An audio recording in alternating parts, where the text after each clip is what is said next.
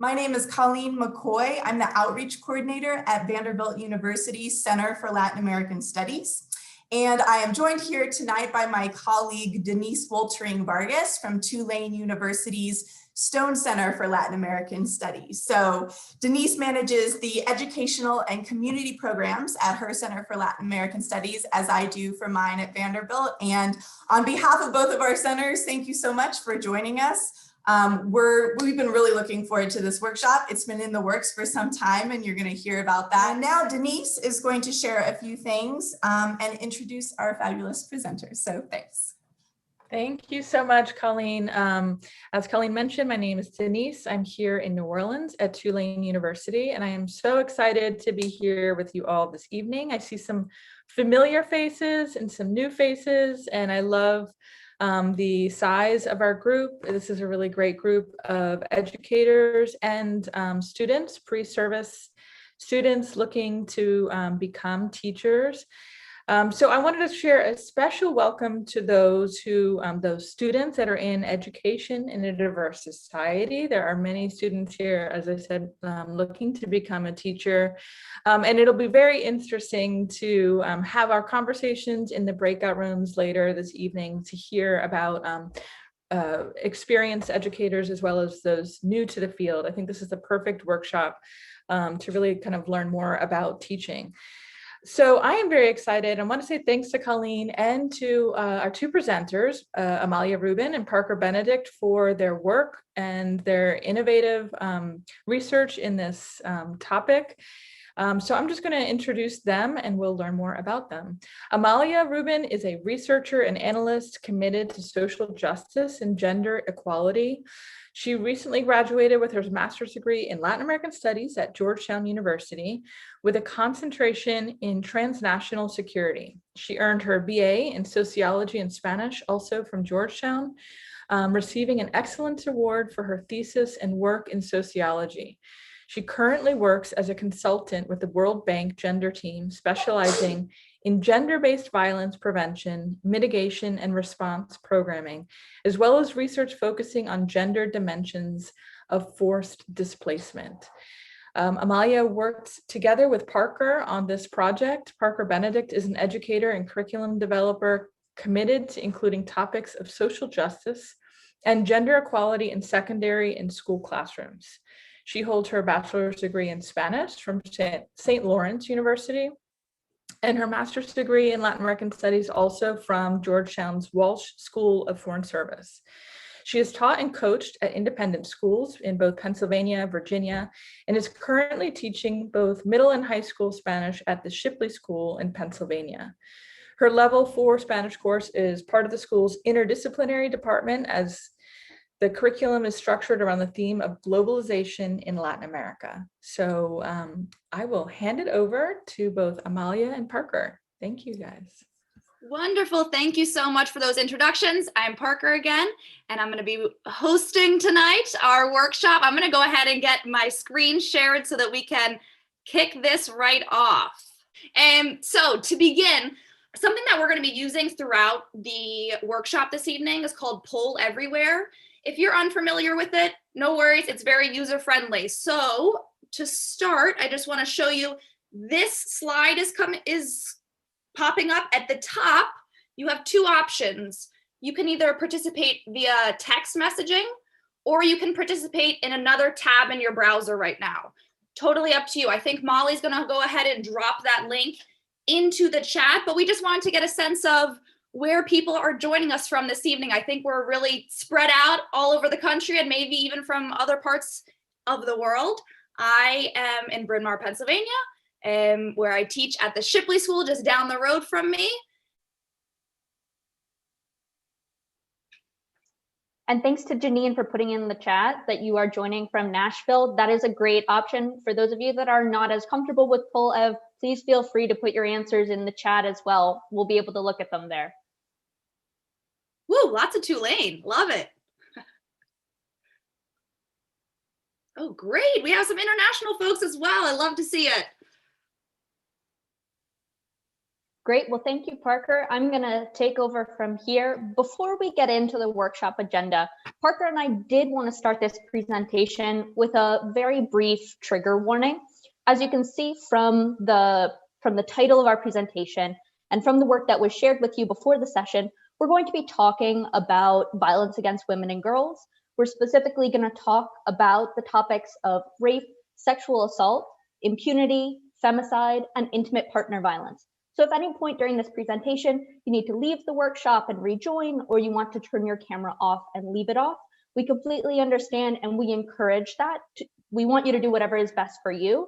But as you'll see throughout this presentation, we think these are really important topics to talk about, and we hope you'll join us for as much as is healthy for you. So to go into our workshop agenda, there are a number of things we're going to be talking about this evening. We're going to give you a little bit of background into why She Stands Up, our project, was created.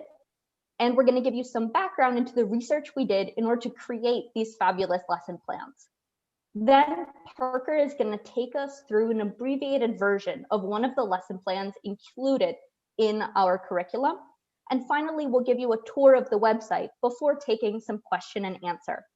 As Colleen said before we got started, please feel free to pop questions into the chat for us to answer. We'll try to answer some during the presentation and catch the rest at the end. Next slide, Parker. So we want to give you a little bit of background into She Stands Up. She Stands Up is a project that provides evidence-based Spanish and social studies lesson plans for high school level teachers. Now, this project was originally constructed as a requirement of our capstone project at Georgetown University. Parker and I needed to partner up and come to a consensus on a topic that we were willing to write a 50-page paper on and create a project for. Luckily, Parker and I found and shared a joint passion for social justice. We were able to come together from our different disciplines. As you heard, Parker's an experienced teacher, and I'm an analyst specifically focusing on gender-based violence.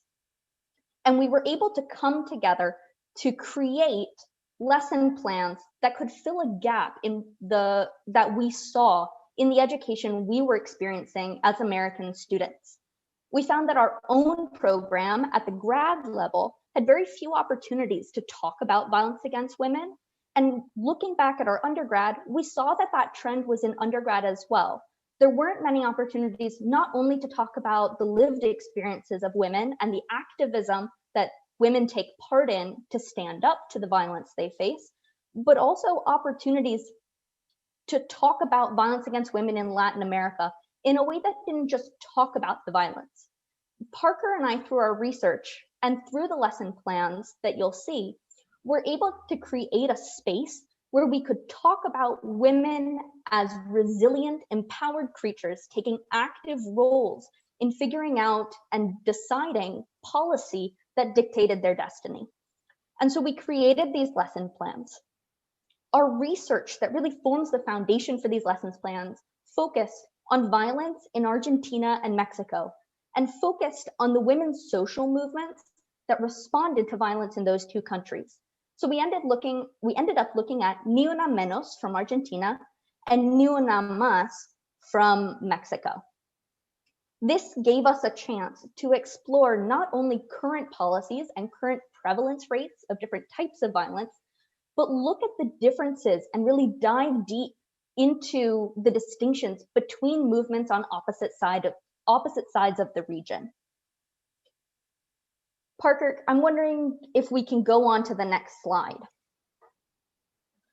So our curriculum development really is based in this evidence and in modern understandings of feminism and some very important words on this topic. And we wanted to share some vocab with you, not only because it's used throughout our lesson plans, but because it'll be important tonight. You've heard me say the words gender-based violence. So gender-based violence is an umbrella term for violence rooted in inequality that's directed against a person on the basis of gender. As an umbrella term, GBV, gender-based violence, can encompass violence against women and girls, forced child marriage, sexual assault, human trafficking, violence experienced by LGBTQ+ individuals, etc. And a subset of gender-based violence is violence against women and girls, VAWA, V-A-W, or VAWAG, V-A-W-G. And this is violence directed against women and girls specifically on the basis of gender that results or is likely to result in physical, sexual, or mental harm and suffering. And this can include threats of violence and actual acts of violence. Next, we have intimate partner violence. Intimate partner violence, often also called domestic violence, refers to behavior by an intimate partner. So that can be a boyfriend or girlfriend, a husband or wife, someone that lives with you and you have an intimate relationship with. And it can cause physical, sexual, emotional, or even financial harm to a person. The next term is femicide. So femicide, or as you will see is used in Mexico, feminicide, is a crime involving the violent and deliberate killing of women because of their gender. These two words are both widely used throughout Latin America. Parker and I, throughout this presentation, will use femicide more often because it's more often used by the United Nations when talking about this act of violence. Next, we have impunity. So impunity refers to the failure of the system of a country to bring perpetrators of human rights violations or violence against women in this context to justice. And in and of itself constitutes a denial of the victim's right to justice and redress. And finally, we're going to be using a word that is used almost as much in English now as it is in Spanish, which is the term machismo. So machismo is the word for a strong sense of masculine pride or exaggerated masculinity that can often become violent. This term is used to explain and describe harmful male attributes and is particularly used to describe society in Latin America. Now, I want to quickly give you some background. And I know these are facts that just seem thrown onto the page. And so I want to quickly go over them. And it'll give you some context about the region. So in Latin America and the Caribbean, 1 in 4 ever married or ever partnered. So that's a woman throughout her life who has either had a boyfriend or a cohabitant or a husband or a wife, has experienced intimate partner violence at some point throughout their life. Specifically in the Andean region, this percentage increases. Another important thing to look at is that the average number of women murdered each day, right? So this is femicide or feminicide, is 12 women. In Mexico, 10% of women have experienced intimate partner violence in the last 12 months alone. In Argentina, one study, and I have to say this is our oldest data point from 2014, but in Argentina, one study found that the conviction rate for femicide was less than 10%, which on a global scale is very low. And then finally, the Chilean network against violence against women reports that 42 cases of sexual abuse are reported every day to the police, which roughly translates into 2 each hour. Now you'll see we included a data point from Chile. What we found in our research, even though it was focused on Argentina and Mexico, was that these movements really spread throughout the region. And there were women-led social movements responding to violence against women and girls in almost every single country in the region. Not only are these data points fascinating and should get us passionate and fired up about this topic, but we also wanted to show you the type of research that we have students participate in as part of our lesson plans. This evidence, we allow students and we encourage students to find opportunities to seek out this kind of recent data in the first few lessons to build upon in our subsequent lesson plans. So to talk about the lesson plans themselves, I'm going to hand it over to Parker. Parker? Wonderful. Okay, so given what Molly just presented to you in terms of the terms used to talk about violence against women, to talk about the movements in the region, and these really staggering statistics, what Molly and I really had to do is, in tandem with our research, start to find ways to think about how this content could be modified to fit into a high school or secondary school classroom. We really felt that just looking at the numbers, just understanding the words isn't quite enough. And we also feel that students will be very interested in understanding and having sort of a grasp on what actually is happening within the region in which we live, if you're teaching in the United States. And so Molly and I did two things to get started. First, we developed a teacher working group. We felt really strongly that it would be important to be getting feedback throughout our lesson plan development process.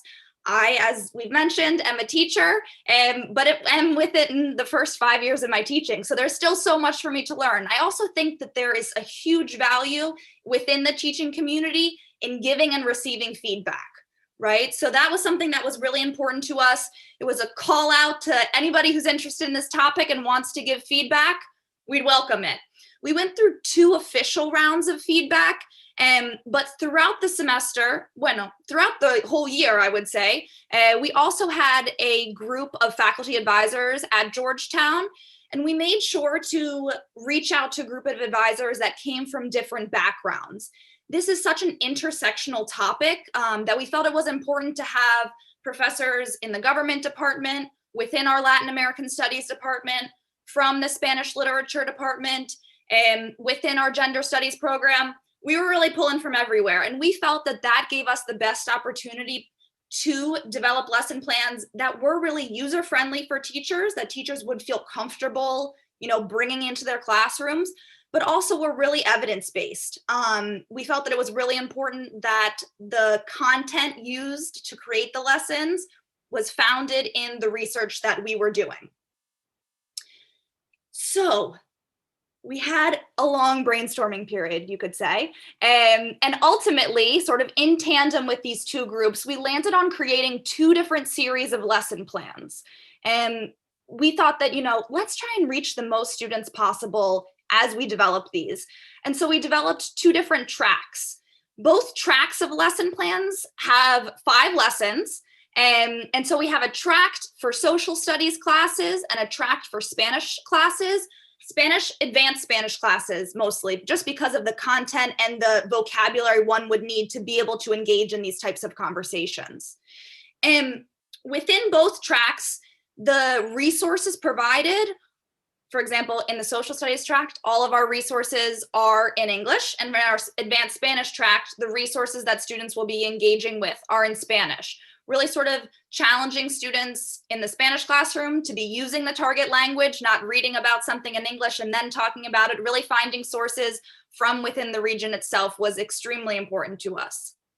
And so within each of these series, there is a progression, as I said, of 5 lessons.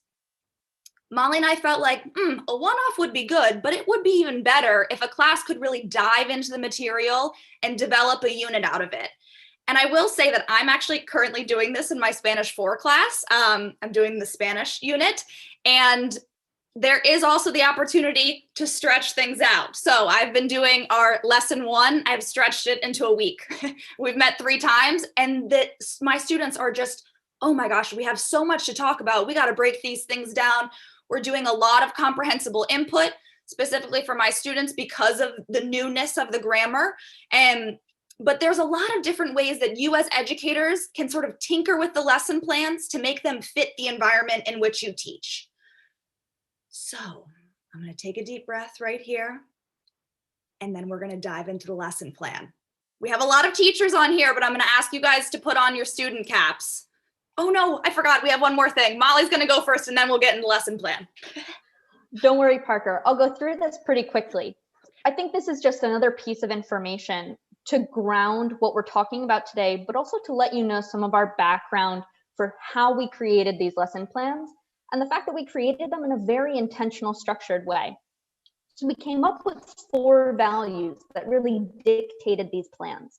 The first is a student-centered approach. So as students of a liberal arts and international affairs university, we founded this on the idea of a famous teaching theory from a book called The Pedagogy of the Oppressed, in which we really want students to act as co-creators of knowledge and education in the classroom. We see students and their ability to participate in this way as a practice in freedom itself. And so this was really the cornerstone of these lesson plans.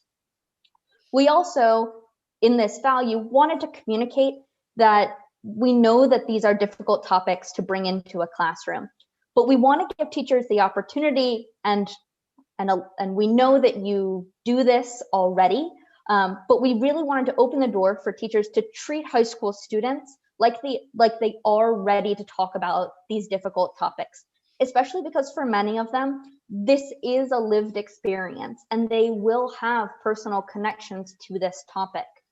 And that leads us into our next value. Our next value is community teaching. And that is based in the idea that we highly encourage students to talk to other faculty members and other resources at the school to let them know that you're teaching this topic. Because we want a conversation that is so lively and so open, we do expect that students might take pieces of it with them home and into their other classrooms. Because the topic of violence against women is hard and is personal, we do think students should be made aware of the resources that are available to them at your school, and also that counselors should know that students might have a little difficulty with some days of this topic. Also, just as a brief note, if you're at a school in which you as a teacher are a mandatory reporting agent, that means if a student comes to you to tell you that they have experienced some type of assault or abuse, you should let students know so they can make an informed decision about confiding their experiences in you. Our third value is respectful language. Language around this topic can be a little bit difficult. As you saw, we have gender-based violence, GBV, we have violence against women, we have violence against women and girls. But I think the distinction we want to make here is that we want to stay away from referring to this topic as a women's issue. That really diminishes the scope of the conversation, and we would highly suggest referring to this as a human rights issue, which we see as a more respectful alternative.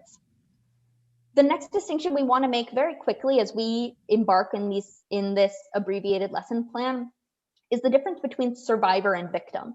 These are two words that get thrown around a lot and are often used interchangeably. While we know it's difficult, what we'd like to encourage teachers to do is use the term survivor when you're talking about someone that has lived through this experience. Survivor really invokes the feeling and connotation of resilience, empowerment, and agency for someone that has gone through a traumatic experience. We really try as much as possible to use the word victim when we are talking about the justice process or someone who did not survive a trauma. And then our last bit is an inclusive discussion. As Parker mentioned before, this is such an interdisciplinary topic. And we do want to remember that anyone from any gender, any race, any religion, any socioeconomic status can experience violence against women and girls or gender-based violence in general. We encourage teachers to look at the sources they're using. While we provide a library, we really encourage you to expand that library because so many thoughtful, amazing people have written about this topic. And so we encourage you to take the understanding of intersectionality, which recognizes and examines various biological, social, and cultural categories, such as race, gender, class, ability, sexual identity, and other identities, to interact and contribute to discrimination and inequality. And so we invite you to pull from all different walks of life in order to best inform this conversation. Now, before I hand it over to Parker and promise we will get into this lesson plan, I just want to quickly remind you to pop questions into the chat. We know this is a long session and we want to answer all of your amazing questions. And so please use the chat box as best you can. Now, Parker, over to you. Thanks. Sorry that I jumped the gun, everyone. I'm just excited, but I'm really glad that Molly sort of walked us through these steps because as you're going to see throughout the lesson plan, these different elements pop up in the way that we designed activities, in the language that we used, in the vocabulary that we give our students. So the lesson that we're going to be working through, we're going to be doing an abbreviated version. This comes from lesson 3 in our series of social studies lessons, and it's titled Art and Activism. So sort of taking that interdisciplinary lens and looking at how art can be a form of activism, and specifically looking at how that manifests within the region. So, but before I ask you guys to get into the shoes of your students, I just wanted to give you all sort of a view of what the first page of our lesson plans look like, the content that's included, and how it's framed. And so again, every lesson plan begins with our overview and objectives. We sort of state what the plan is, what we're hoping you and your students will get out of the experience, and the applicable courses, where this might be interesting to use this lesson plan. In terms of the grades, we've recommended that this is a content area that would be best suited for grades 11 and 12, just because of the maturity and the comfort in talking about some of these more challenging topics. And I found that to be true in my class this year, in which I am teaching this material. I have mostly 11th graders and a few 12th graders. And as I stated earlier, the length, we have lesson plans that are aimed for 50 minutes, but as I've done in my class, there are opportunities to extend if that is something that you're interested in. All right, so now to take a look at, here we go, the overview and objectives for today. So I want everybody to sort of step into their student shoes. Here we are. I'm welcoming you, and we're going to get started with a modified version of one of our activities. So in today's lesson, in the next 30 minutes, you all are going to be introduced to the topics of artistic activism and performance art. The goal is that by the end of this 30-minute lesson, you'll be able to define the two terms. You'll be able to give an example of artistic activism within the women-led social movements within Latin America. And you'll also be able to pull some analytical phrases in terms of the lyric analysis, sort of spatial analysis, as well as the physical analysis of the performance that we're going to dive into. All right, I promised at the beginning we'd get back into Polev, and here we are. So the first question to kick this off is, if I asked you right now to close your eyes and picture a social movement, what would you see? The same feature as before, you might have it open on another tab, you might be typing it in. You can put in multiple answers, but I want to remind you that for this one, we're looking for one word. Okay, so it might be a color, it might be a symbol, it might be an actual movement, which I'm seeing pop in. So let's see how much we can get onto here, onto this word cloud.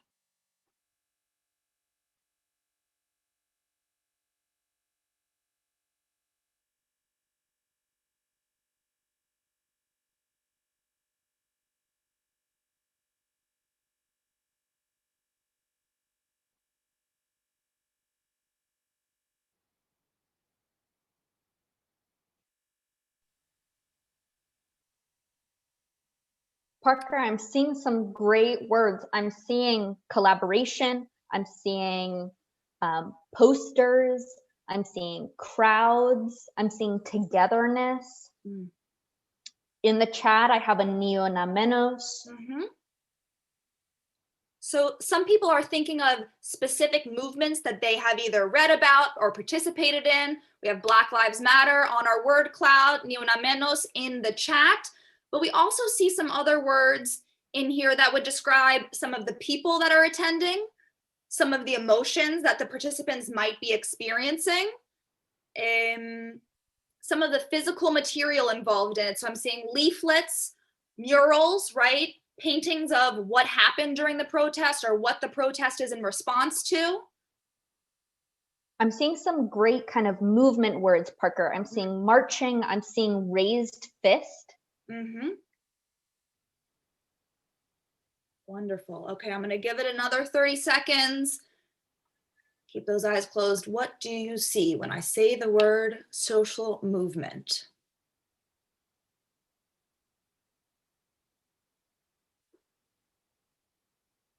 Bravery. I like that one. That one resonates with me. Oh, I see a great example. Judy Baca and her mural in Los Angeles. I see power. That's a great one. Bodies. Wonderful. I think about pink hats from the Women's March on Washington, Parker. Yes. Wonderful. Okay, so taking some of these ideas, I'm going to pull from posters. I'm going to pull from leaflets.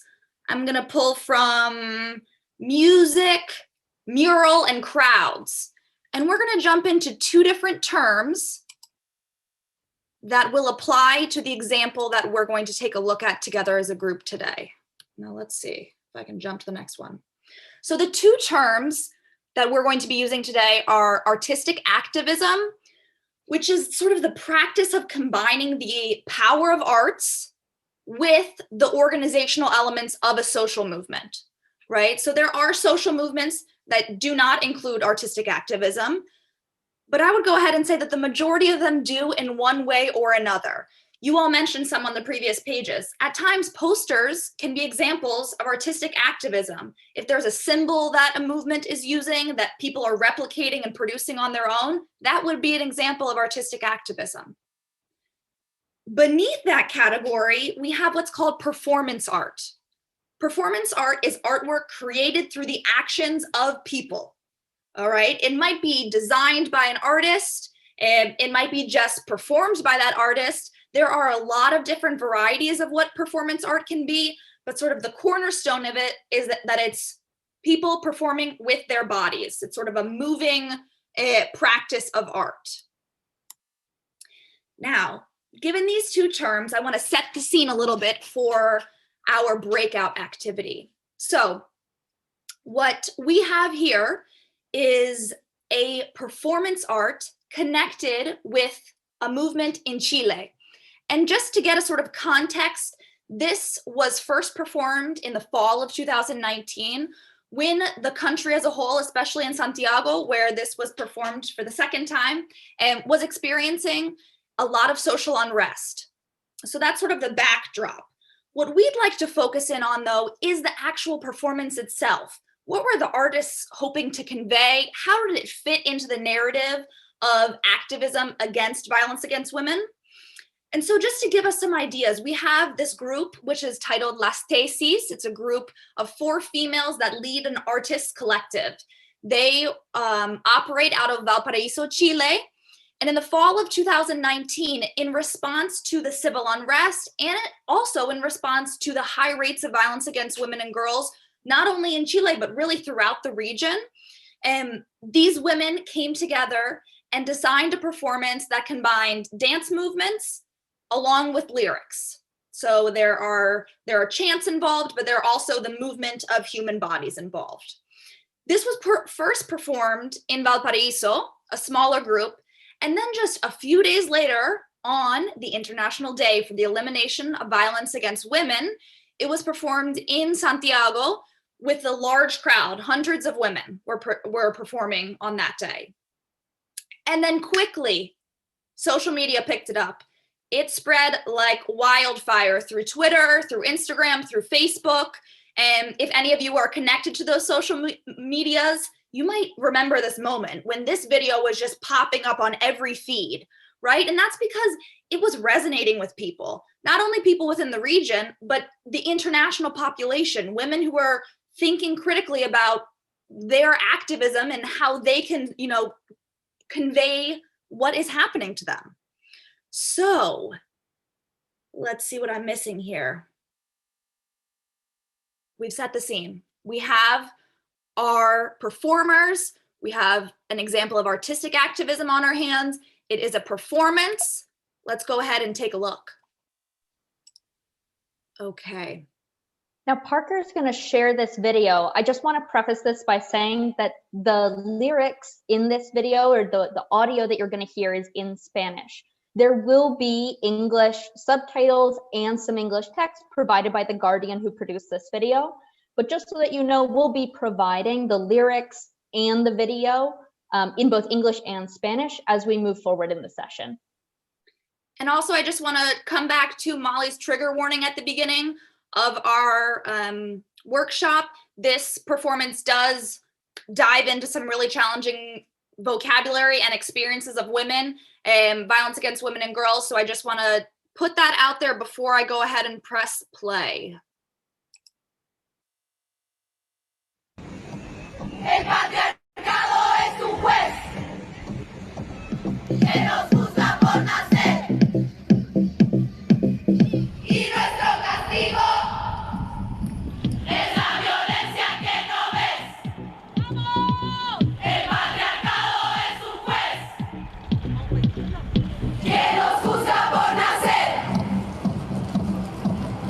Y nuestro castigo es la violencia que ya ves. Es femicidio. Impunidad para el asesino. Es la desaparición. Es la violación. Y la culpa no era mía, ni dónde estaba, ni cómo vestía. Y la culpa no era mía, ni dónde estaba, ni cómo vestía. Y la culpa no era mía, ni dónde estaba, ni cómo vestía. Y la culpa no era mía, ni dónde estaba, ni cómo vestía. Y la culpa no era mía, ni dónde estaba, ni cómo vestía. Y la culpa no era mía, ni dónde estaba, ni cómo vestía. Y la culpa no era mía, ni dónde estaba, ni cómo vestía. Ni lo quoi, la culpa ce n'est pas moi, ni mes femmes, ni lo quoi. Y la culpa no era mía, ni dónde estaba, ni cómo vestía. Y la culpa no era mía, ni dónde estaba, ni cómo vestía. El violador eres tú. Son los pacos.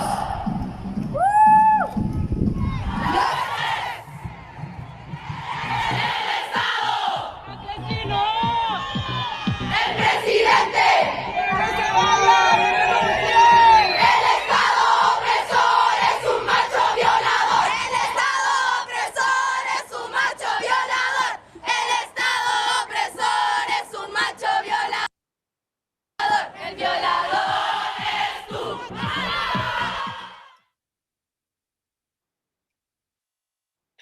Okay, before I go ahead and explain what we're going to be doing in our breakout groups, I want everybody just to take a minute.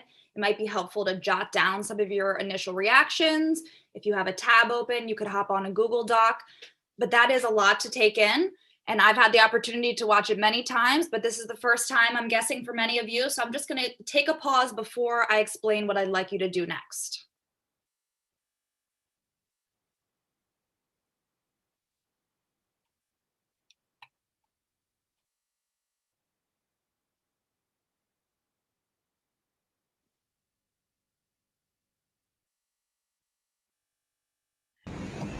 El patriarcado.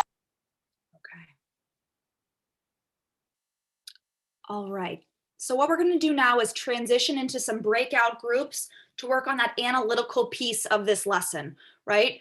We've seen artistic activism in action. We've seen performance art in action. What we're going to do now is work with a group of individuals. We're going to get you guys into breakout groups of 5 people. And I'd like you to start by just doing brief introductions. You're only going to have 10 minutes in the breakout group. And so it'd just be great if everybody was familiar with one another's names. The next thing that you guys are going to do as a group is choose which element you'd like to analyze. You all might be interested in the lyrics. Maybe we have a group of Spanish teachers. Dive right into the lyrical analysis. You might be interested in the different places that you saw the performance taking place. You're going to dive into spatial analysis. And finally, you might be interested in what the performers were doing with their bodies, their dance moves, the attire, the clothing that they were wearing. You're going to jump into choreography. Okay? Once you've settled on what a consensus, an idea that most of your group feels comfortable with, you're going to appoint 2 different people. We have a spokesperson who should be ready to report back when we return from our breakout groups. And we'd also like one person to be the scribe. What we're about to share with you is a Google Doc in which you all have editing privileges for. So whoever decides to be the scribe is going to go ahead right on that doc and be typing the notes as your group discusses. Okay. So now I'm going to ask Molly to go ahead and drop that Google Doc into the chat. So everybody should have their chat open at this point. What you're going to do is go ahead and open up that Google Doc. Make sure that you can see these instructions are also on the doc, so you're not going to get lost, hopefully. And if you are, we'll be here. And once, I can't see the chat, but Mal, have you dropped that in there? I have, and just so everybody knows, the English lyrics and choreography breakdown, there's a link to the Guardian video that we just watched together. There's a link to at the bottom of that first page. And then for your reference later on, the complete video of the performance in Santiago de Chile, Chile's capital, is also linked at the bottom of the page. I just had an opportunity to be with group 4, and we were discussing the lyrics. And we sort of jumped into a couple different topics, but something that was really interesting that their group sort of had a takeaway on was thinking about the phrases that mention the government, the police, the president, really changing the focus on the individual perpetrators to understanding, how do the systems in place impact the experience of women, right? And so I thought that that was a really interesting takeaway. And Molly, I know that you and I both have had a chance to do a little bit of scrolling through the different notes. Were there any other groups that we should pull in? It looks like we have a lot of notes in the group with Lynn, Fran, Eleanor, Catherine, and Allie. If you all had a spokesperson, would anybody want to be able to sort of share out a main takeaway from your group or something that you found to be really interesting? Sure. I can do that. Let me just pull up our notes. I think kind of maybe a little bit where we ended. I mean, it all kind of led to that, but just, we were thinking about these places where they were protesting. In Chile, it was at this National Stadium. Mexico, it was the Zocalo. New York, it was in front of I guess it was the courtroom where Harvey Weinstein was being tried. And we just were talking about, like the powerfulness of, also kind of ties over with the lyrics, but just protesting against the state, right? Like just the strategicness of those locations to use that as the stage, right? And really hammering away that this is not just individual, culpability, right? Like it's a systemic thing. Thank you, Lynn, for sharing. That's great. And even just made a connection for me. I'm teaching about the Madres de Plaza de Mayo right now, and we're talking about the physical space that they chose to have their peaceful marches in and how that really also translates into this conversation. So very interesting. Thank you, Lynn. And I'm scrolling down and it looks like another group in the choreography. We have Danielle, Anna, Catherine, Ava, Kristen, and Christy. Do we have a spokesperson from that group who'd be willing to do a little share back? So there were very good observations, though, of the choreography. And one of the ideas was that this goes beyond a regular march or a regular protest. People hold up signs because the steps were added. Steps were not that difficult, which means that it becomes very inclusive, so that people can learn the steps quickly. And people of women of different ages were participating. We noticed the blindfolds, but sometimes they had blindfolds on and sometimes not. So we weren't sure exactly how that was related. And it was very impressive that so many people could learn this around the world and all come together and participate.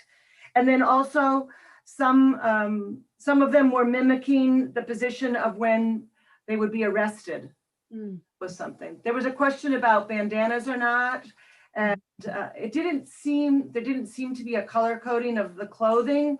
Although I did notice in the original picture of Las Tesis that they were all wearing red bibs or red aprons. Great observation. So I think the bandanas that you're referring to are the green bandanas, maybe? Is that maybe what people saw? I think that is in some of them. Certainly the times that this has been reproduced in Argentina, the green bandana is both a callback to the Madres de la Plaza de Mayo who had the white bandana, but the green is more symbolic of the movement for women's rights for abortion. Thank you guys so much for sharing back. What we're going to do now, I'm going to go ahead and share again. And I want us to step out of the shoes of being the students in the lesson plan and now start to turn our attention to, okay, having this experience as a student is one thing. If I think about my curriculum, my classroom, or my future classroom, if you're a pre-service teacher, how could I maybe think about incorporating this activity, this theme, the general topic? I want us to just get our minds sort of switching into that teacher mode here. And I'm having trouble talking and doing the things at the same time. So here we go. We are going to use that poll everywhere feature again. Oops, got ahead of myself. Molly, can you confirm that you can see the screen? Yes, could you make it full screen for us? Can do. All right, so if you have that other tab open, or if you have been using your phone, the question that we have now is, having engaged in this abbreviated version of a She Stands Up lesson plan, what ideas do you have about how you might integrate the topic of violence against women and girls, the topic of women's activism, this specific example of performance art or artistic activism into your classroom? These responses you can write full sentences for, so we'll be able to see everyone's reflections coming through as a full sentence. And again, if you're more comfortable and you just want to pop it in the chat, that is also fine.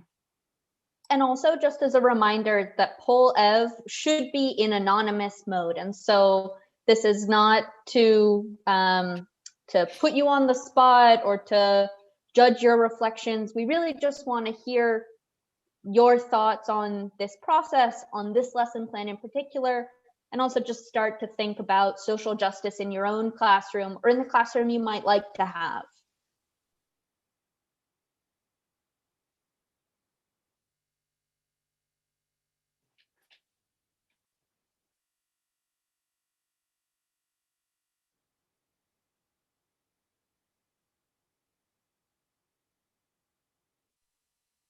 Parker, is there a way to zoom out on your screen so we can see the answers that came in below this one? You know, I think that it's on a scroll. Okay, great. So as they come in, a new one will be popping up. And unfortunately, I'm not sure that I know how to. Why don't I go ahead and just read out some of the thoughts that people are putting in? For a discussion of protest movements and the power of space. That's a great connection to the classroom. Somebody else mentioned having the 3 distinct themes of analysis so that students could really focus in on one or the other. Pulling in the local as well, you know, that comparative to the global and the local. How can we see artistic activism taking place in both of those spaces?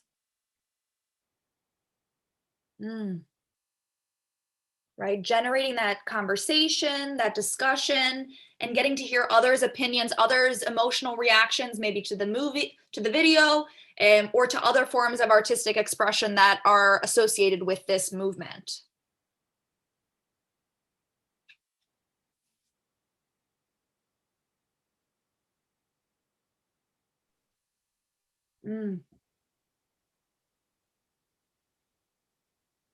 So I'm even having ideas right now of how this might be tied into an art course. If you're teaching a visual arts course, right? There is so much interdisciplinary work happening in this topic, which is why what Molly mentioned, that sort of community approach to teaching, there are so many sort of a Spanish class working on this while a history class also works on that, and coordination between the teachers. An art class working on looking at the visual elements of the art, the lyrical elements of the art, coupled with what they're learning in their Spanish class that would complement this, or in their social studies class that would complement this material. I'm going to give it another minute before we switch gears and take a look at our website.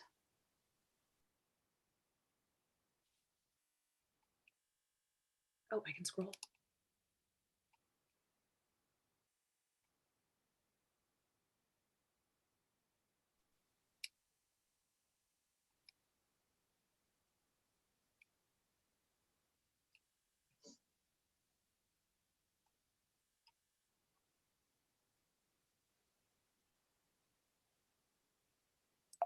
All right, so at this point, I'm going to go ahead and stop my share so that Molly can take over.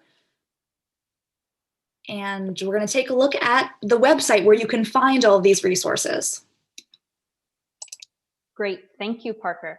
So I'm hoping everyone can see my screen. Can I get a, thank you for the head nod, Colleen, that's great.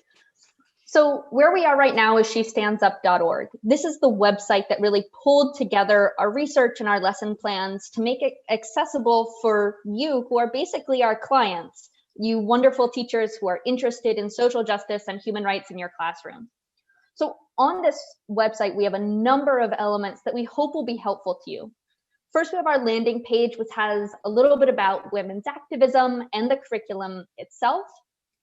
We then have a brief overview of site content, which, as Parker explained, includes 1 unit of social studies lesson plans, 1 unit of advanced Spanish lesson plans, resources for engagement, and then our brand new, well, from the fall, virtual learning instructions. It still feels brand new. I don't know how many of you, but this year has flown by.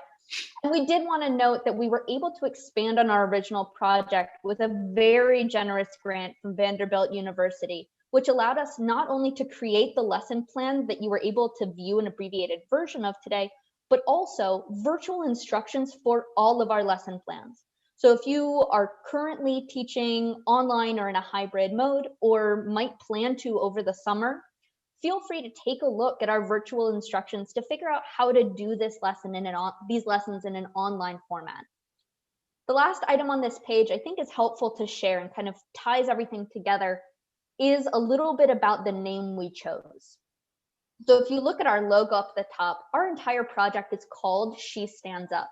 And it's taken from a really powerful Maya Angelou quote, which is, each time a woman stands up for herself without knowing it possibly, without claiming it, she stands up for all women. And we really wanted this project, like we've said, to invoke these ideas of activism, human rights, resilience, empowerment, and community. Women taking charge and being active agents in their own destiny. And so we hope that through our lesson plans and through our resources, you'll be able to use these ideas in your classrooms. On our Explore Lesson Plans page, you have access to PDFs of all of our lesson plans. They are open for you to use, as well as modify, as Parker said, to work best in your classroom. So you have all 5 lesson plans for each. And in addition, on our website, we have additional resources.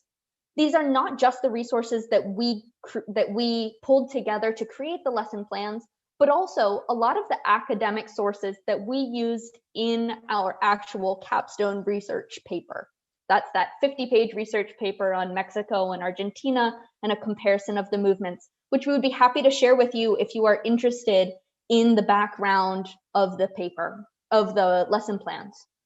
So you'll see we have resources in English and Spanish, whatever works best for your classroom. We have sources related to data. We have digital media sources. Again, in English and Spanish, some great podcasts we highly recommend. We also included resources on organizations for engagement. We understand that your students might get fired up about this topic, and in fact, we really hope they will. And so if they're looking for opportunities to get involved in this work, pre-college, during college, post-grad, we've just started a list of some organizations that we, either in our academic or professional careers, have interacted with and highly recommend in terms of resources, internships, and other important information. The last tidbit I just want to show of our website before we get into our question and answer is just the various bits of information. So we have more information about this project as a whole, little background on the capstone project for Georgetown University. We also have information about Parker and myself. Denise was kind enough to share our bios at the beginning of this, but in terms of who we are, why we are qualified to talk about this topic, that information is provided for you.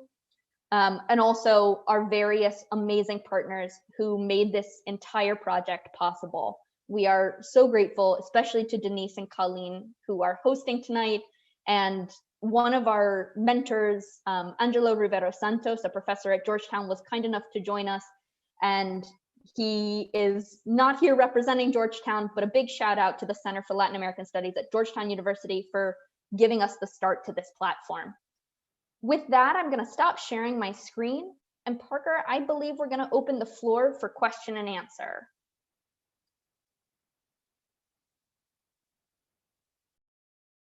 Parker, you're on mute. Okay, I'm back. So at this time, if you have thought of a question, it might be about sort of the origins of our project. It might be about the way that we developed the lesson plans. It could be about lesson plans specifically.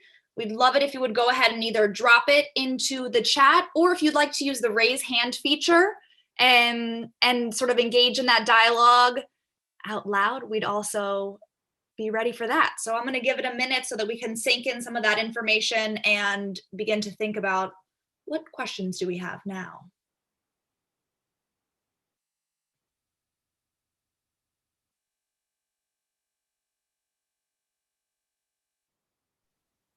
Parker, maybe while everyone is thinking, I had a question that I had overheard in one of the groups that I joined into that I thought you might be perfectly primed to talk about given your current class and starting to teach this.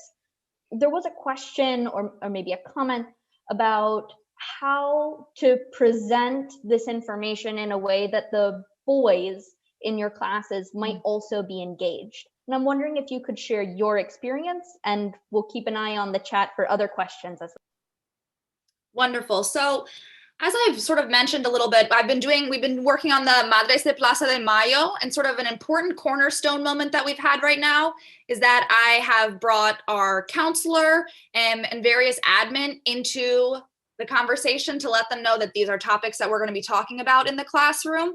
And because, as Molly said, these are things that students often will take back to their advisors, back to their homerooms, even back to their families to discuss further. So I think that that's sort of an important first step. And then, Molly, I would say that the other thing that I'm doing just to sort of prime the classroom to dive into these conversations is a simple Google form where I have laid out in our upcoming unit, we are going to be talking, engaging in discussions about violence against women and girls. And while the focus of our class will be on the women's activism, we will have moments in which the violence against women and girls, intimate partner violence, comes up in conversation. And that, I think, is important for students to be able to sort of preview. And I've given the opportunity for students, regardless of gender, to tell me this is going to be triggering for me and I'm really not going to be comfortable engaging in this material in the classroom. And I have alternative lessons that I've been working on with the sort of environmental movements in the region so that students can have a similar experience of looking in social movements, but not feel like they're putting themselves in a position that might be unhealthy. And so I think that, for engaging students of all genders in this conversation, I think, Molly, framing it at the beginning as a not a women's issue, as a topic that all students and all adults should be engaging in regardless of their gender identity. I think that has really been a key part of getting my class sort of ready to jump into these conversations. And so students across the gender spectrum are already sort of thinking, all right, well, this isn't going to be a conversation where only the female students are going to participate. This is a conversation in which, Profe expects all of us to be participating in. And I think that really sort of framing it like that for my students has helped to create what I feel is a really safe space for students to ask questions and to participate regardless of their gender identity.